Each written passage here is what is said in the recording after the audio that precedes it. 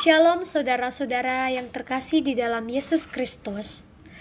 Bersyukur kepada Tuhan buat peliharaannya atas kehidupan setiap kita hingga hari ini.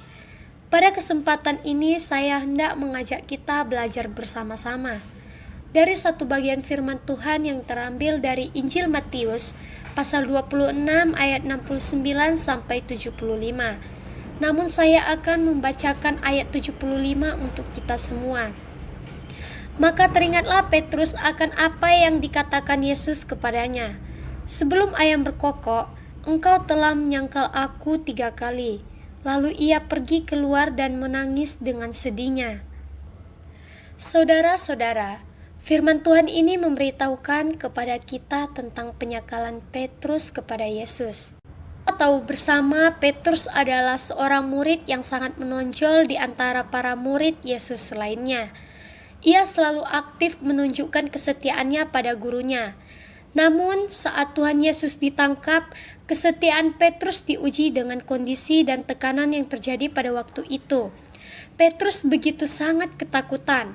Petrus berpikir jika ia mengakui bahwa dirinya adalah salah satu murid Yesus, bisa jadi pun ia ditangkap serta mendapatkan hukuman yang serentak.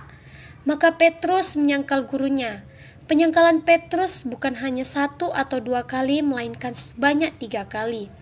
Saudara-saudara, hal itu pun sering terjadi pada orang percaya masa kini, di mana ketika diperhadapkan dengan satu masalah yang begitu besar, tidak sedikit orang percaya mengalami kejatuhan rohani dan mengalami krisis iman.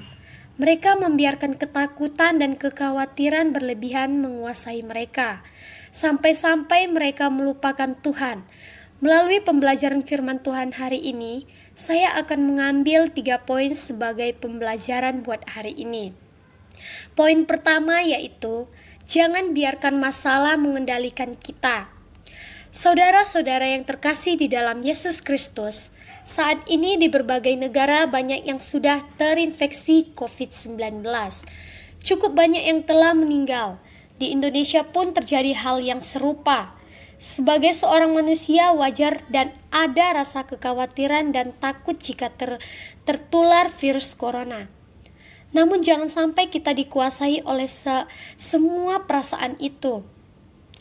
Oleh karena itu, ketika kita dikendalikan oleh rasa takut dan cemas yang berlebihan, maka kita akan lupa bahwa sesungguhnya dalam menjalani semua ini kita tidaklah sendirian, melainkan ada Tuhan yang selalu bersama saudara dan saya. Di sini kita adalah seorang percaya. Apakah saudara dan saya biarkan diri kita menguasai oleh rasa takut? Membiarkan diri kita dengan rasa takut, cemas berlebihan, kita menyerahkan seluruhnya kepada Tuhan.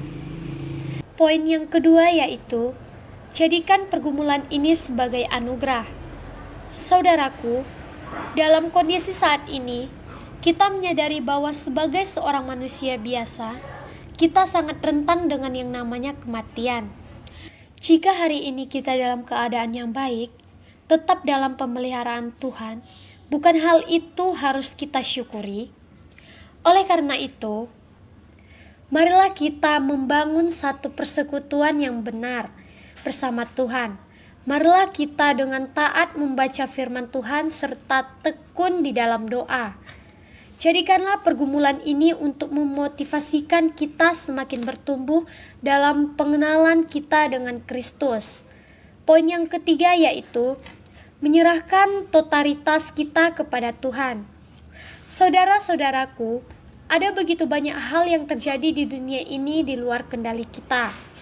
Jika hanya mengendalikan kekuatan dan kemampuan kita sendiri, maka yang terjadi kita akan semakin khawatir.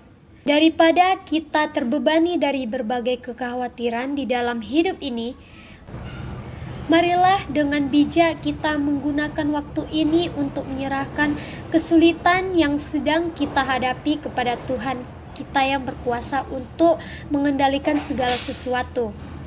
Marilah kita andalkan Tuhan saja, dan marilah kita menjadi rumah doa bagi dunia, bagi pemerintah pusat dan daerah, menjadi rumah doa dan bagi saudara seiman kita. Marilah kita bersama-sama bertekun meminta belas kasihan Tuhan di dalam segala permasalahan yang saat ini sedang terjadi. Kiranya renungan ini kita dikuatkan dan tetap memiliki keteguhan iman. Mari tetap bersandar kepada Tuhan kita Yesus Kristus. Amin. Terima kasih. Sekian dari Jini Permata Harifah. Shalom.